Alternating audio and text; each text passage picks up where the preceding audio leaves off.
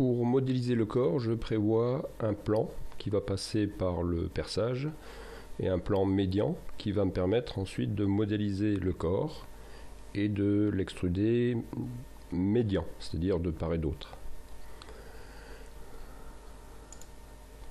Donc je rajoute le plan médian entre deux plans, entre lui et lui. Donc là, comme on a des faces un peu plus larges, c'est beaucoup plus facile de s'en sortir. Vous vous rappelez, avec la tôle pliée, à un moment donné, comme c'était très très fin, on avait du mal à sélectionner la face.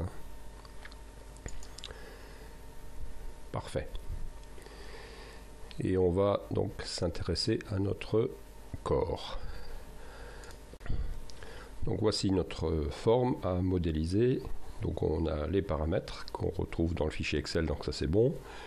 Et voilà la forme de ce corps. Donc on peut modéliser, on va dire en priorité, la vue de face bien sûr, le long du plan que j'ai positionné médian. On peut modéliser simplement l'esquisse sans tenir compte des chanfreins et ensuite reprendre en chanfreinant. La partie, on va juste faire le petit décroché, l'épaulement, et puis la partie au-dessus, on va la chanfreiner tout simplement. N'oubliez pas, nous sommes dans un assemblage. On est dans notre pièce pour l'instant, la semelle. Et il ne faut pas oublier d'arrêter, de terminer la pièce, retour, pour pouvoir créer une nouvelle pièce. Au niveau de la semelle, donc je vous rappelle aussi le réflexe, n'oubliez pas de modifier le nom des fonctions. L'extrusion principale, c'est la semelle, découpe dessous, la cavité pour les copeaux, enfin les confettis, le dégagement d'ongles pour pouvoir enlever le couvercle, voilà, et le perçage du poinçon au-dessus. Voilà. F6, je reviens, retour, et on va créer une nouvelle pièce, donc ce sera le corps. OK, qu'on va placer donc au-dessus de la pièce, et on va commencer par esquisser sur le plan qu'on vient de positionner. Donc commencer nouvelle esquisse, F6, il nous embête lui.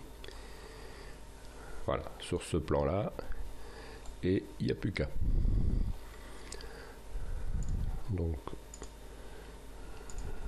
je fais ma pièce vraiment toute simple, comme ça, tac, tac.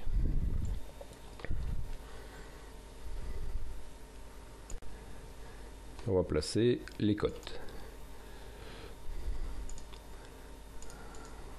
Donc, oups,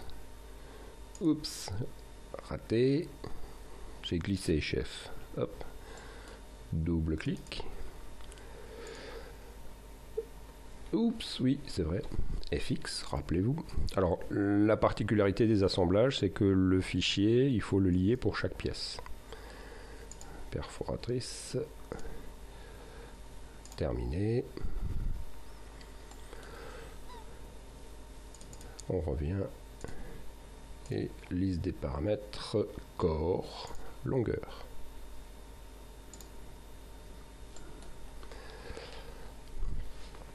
Donc pour l'instant, je vais continuer à placer les côtes pour que la pièce ait un comportement naturel au niveau de la déformation. Et après, je ferai une collinarité sur la semelle, au-dessus.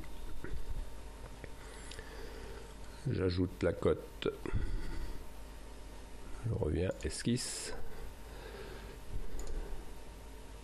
Il est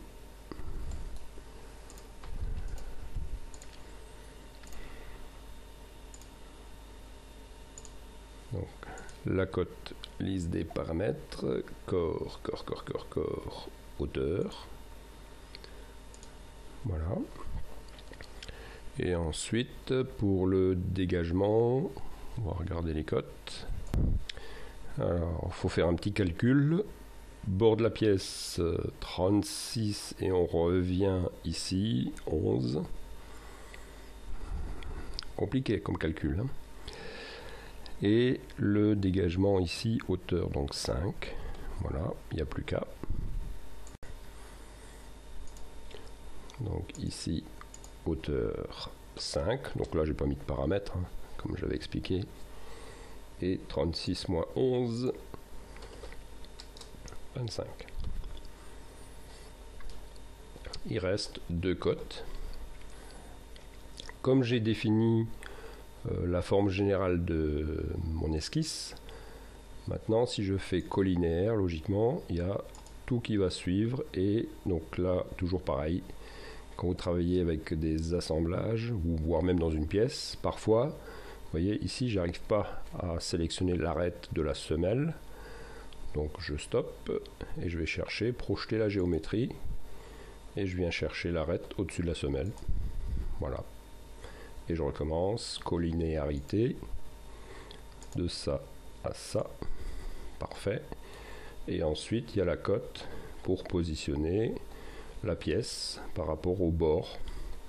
Et ici, l'arête. On va regarder la cote. Donc, on a l'axe du perçage 36 et si je reprends donc la semelle, on a 45 moins 36, donc ça ferait 9. Voilà. Je place la cote. Donc là aussi, au préalable, projeter l'arête verticale. Voilà, et la cote de là à là, 9. Voilà.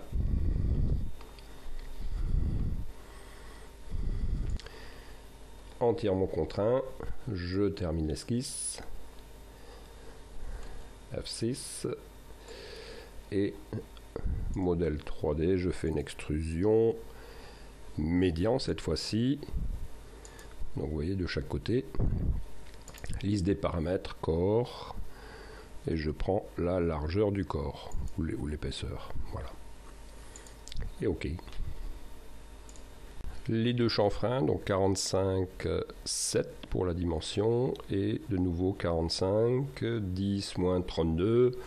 Et il faut qu'ils arrêtent, hein, n'arrêtent pas de faire des calculs, c'est compliqué. 22, donc 22 et 7. Chanfrein, on va faire le 7. Bien chercher l'arête, voilà, tac, tac. J'applique 22, donc vous voyez ça aussi c'est pratique quand il y a toute une succession de chanfreins à réaliser, on reste dans la fenêtre et au fur et à mesure on applique et voilà, terminé pour le contour de la pièce. Ça ressemble, hein. Et il n'y a plus qu'à percer et ensuite on pourra fixer l'ensemble avec des vis. Le perçage, je vais le faire concentrique par rapport au perçage de la semelle.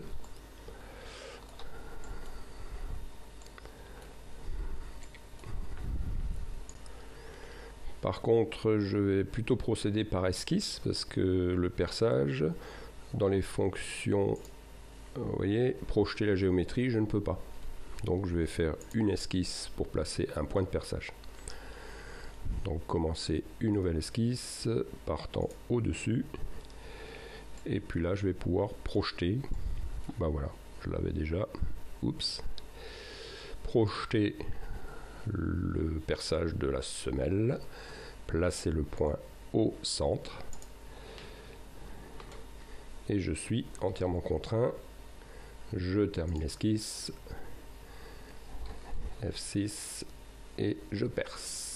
Perçage, tuc tuc tuc tuc, débouchant à travers tout, pas de lamage bien sûr, rien, aucun, diamètre 6 et OK. Voilà. Et on va pareil, notre pièce sera de type acier. Bon, après différents types d'acier et pas cette horreur.